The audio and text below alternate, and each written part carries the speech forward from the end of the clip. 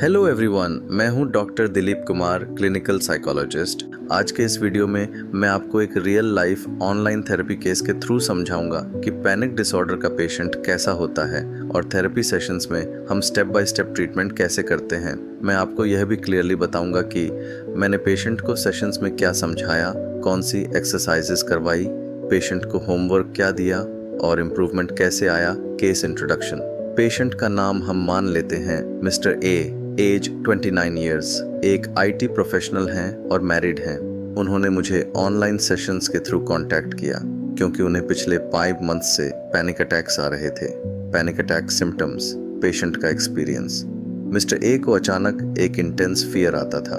उनका हार्ट बहुत fast beat करता था, सांस फूलती थी, चेस्ट टाइट लगती थी, पसीना आता था, चक्कर आते थे, कभी कभी हाथ नम हो जाते थे और बॉडी कांपने लगती थी। उनका सबसे बड़ा फियर ये था कि मुझे हार्ट अटैक आ रहा है और मैं कोलैप्स हो जाऊंगा।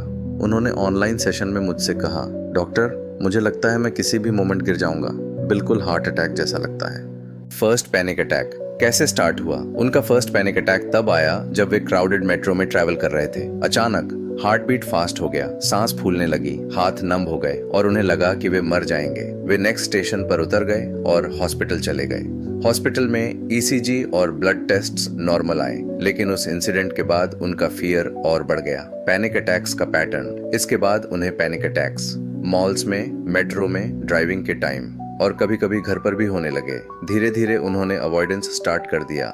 क्राउडेड प्लेसेस अवॉइड करना, अकेले ट्रैवल नहीं करना, सोशल एक्टिविटीज कम कर देना, वाइफ से बार बार रीअश्योरेंस लेना, पल्स चेक करना, सिम्टम्स गूगल करना, असेसमेंट फाइंडिंग्स। असेसमेंट में यह भी समझा गया कि पेशेंट पर स्ट्रेस ज्यादा था, वर्कलोड हाई, डेडलाइंस का pressure, sleep reduced, overthinking, perfectionism. Family history में यह पॉइंट मिला कि उनकी मदर को एंजाइटी सिम्टम्स थे लेकिन फॉर्मल ट्रीटमेंट नहीं हुआ। डायग्नोसिस सिम्टम्स और क्लिनिकल क्राइटेरिया के बेसिस पर डायग्नोसिस आया।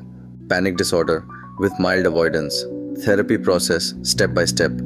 अब मैं आपको थेरेपी सेशंस का कंप्लीट प्रोसेस समझाता हूँ। मिस्टर ए का ट्रीटमेंट मैंने ऑनलाइन सीबीटी सेशंस के थ्रू किया। सीबीटी का सिंपल मीनिंग होता है पैनिक को समझना, पैनिक के थॉट्स को चेंज करना और फियर को ग्रेजुअली रिड्यूस करना। Session 1, history plus trust building. पहले सेशन में मैं पेशेंट के साथ डिटेल में बात करता हूँ। पैनिक अटैक्स कब स्टार्ट हुए, पहला अटैक कब आया, कौन सी सिचुएशंस में अटैक होता है, बॉडी में क्या सिम्टम्स आते हैं और अटैक के टाइम माइंड क्या सोचता है। मैं यह भी पूछता हूँ कि पैनिक आने पर पेशेंट क्या करता है, भाग जाता है, वाइफ को कॉल करता है, पल्स चेक करता है, हॉस्पिटल चला जाता है। इस सेशन का गोल होता है प्रॉब्लम को क्लियरली समझना, पेशेंट का ट्रस्ट बिल्ड करना। Panic cycle explanation. फिर मैं पेशेंट को पैनिक अटैक का साइकिल सिंपल लैंग्वेज में एक्सप्लेन करता हूँ। स्ट्रेस के टाइम बॉडी फाइट और फ्लाइट मोड में चली जाती है, इसलिए हार्ट फास्ट होता है, ब्रीदिंग फास्ट होती है, डिजीनेस होता है और बॉडी को लगता है डेंजर है। फिर माइंड कैटास्ट्रोफिक थिंकिंग करता है, मुझे हार्ट अटैक है, मैं मर जाऊंगा। इस थॉट से फियर और बढ़ता है और पैनिक अटैक और स्ट्रांग हो जाता है। मैं पेशेंट को क्लियरली बताता हूँ पैनिक अटैक हार्ट अटैक नहीं होता, यह डेंजरस नहीं होता, अनकंफर्टेबल होता है, लेकिन बॉडी नेचुरली कुछ मिनट्स में नॉर्मल हो जाती है। होमवर्क, पैनिक डायरी पेशेंट को लिखना होता है।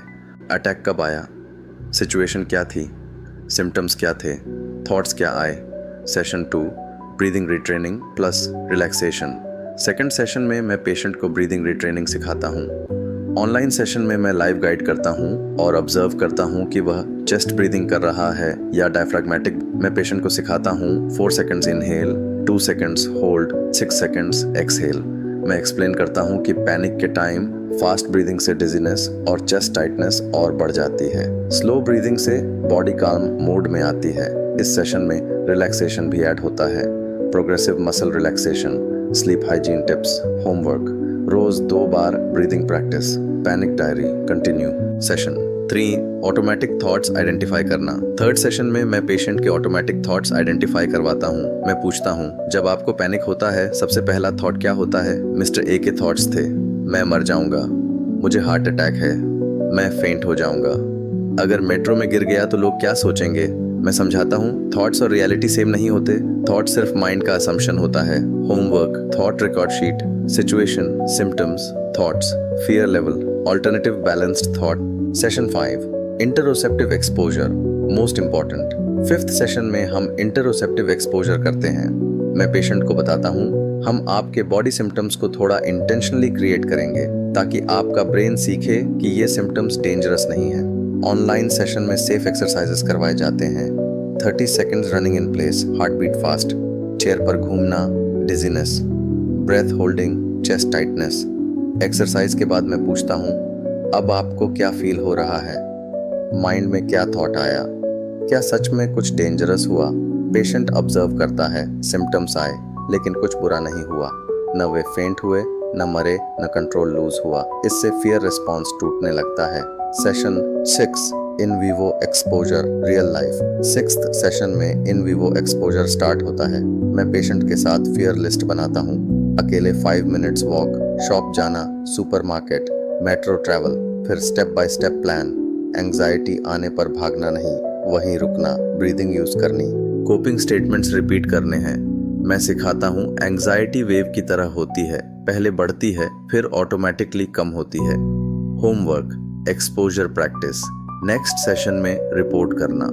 सेशन 7 सेफ्टी बिहेवियर्स रिड्यूस करना। 7th सेशन में हम सेफ्टी बिहेवियर्स रिड्यूस करते हैं। सेफ्टी बिहेवियर्स वो हैबिट्स होती हैं जो पेशेंट रिलीफ के लिए करता है लेकिन लॉन्ग टर्म में पैनिक को मेंटेन करती हैं। मिस्टर ए के सेफ्टी बिहेवियर्स: पल्स चेक करना, वाइफ को बार बार कॉल करना, मेडिसिन कैरी करना, एग्जिट के पास बैठना, सिम्टम्स गूगल करना।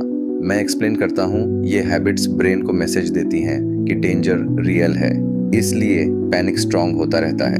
फिर हम स्टेप बाय स्टेप प्लान बनाते हैं। पल्स चेक रिड्यूस करना, वाइफ कॉल रिड्यूस करना, ग्रेजुअली स्टॉप करना। Session 8 lifestyle plus stress management. Panic disorder में स्ट्रेस मैनेजमेंट बहुत इंपॉर्टेंट होता है। इस सेशन में फोकस होता है स्लीप रूटीन इंप्रूव करना, कैफीन रिड्यूस करना, डेली रूटीन स्टेबल बनाना, वर्कलोड बाउंड्रीज सेट करना, ओवरथिंकिंग कंट्रोल करना, माइंडफुलनेस और रिलैक्सेशन प्रैक्टिस भी ऐड होती है। Session 9 relapse prevention. 9th session relapse prevention का होता है। मैं पेशेंट को बताता हूँ, कभी कभी फ्यूचर में माइल्ड एंग्जाइटी आ सकती है लेकिन उसका मतलब यह नहीं कि पेशेंट वापस जीरो पर आ गया। Coping plan, breathing technique, coping statements, exposure continue रखना, सेफ्टी बिहेवियर्स वापस स्टार्ट नहीं करना। मिस्टर ए को एक पैनिक टूल किट दिया गया, personalised coping statements, exposure list, relaxation tools, outcome improvement. लगभग 8-10 ऑनलाइन सेशंस के बाद मिस्टर ए में बहुत इम्प्रूवमेंट हुआ। Panic attacks 80-90% reduce, emergency hospital visits बंद, अकेले ट्रैवल स्टार्ट, अवॉइडेंस कम, कॉन्फिडेंस इम्प्रूव्स, स्लीप और स्ट्रेस मैनेजमेंट बेटर। दोस्तों, पैनिक डिसऑर्डर ट्रीटेबल है। थेरेपी के थ्रू पेशेंट बिल्कुल नॉर्मल लाइफ जी सकता है। अगर आपको या आपके किसी क्लोज पर्सन को पैनिक अटैक्स हो रहे हैं तो प्लीज प्रोफेशनल हेल्प जरूर लें। लाइक और शेयर कीजिए। और मैं हूं doctor Dilip Kumar, clinical psychologist, और मैं यहाँ शेयर करता हूँ रियल साइकोलॉजी जो दिमाग को समझे और दिल को हील करे। फॉलो और सब्सक्राइब करो अगर आप भी अपने थॉट से समाधान चाहते हो। Thanks for watching.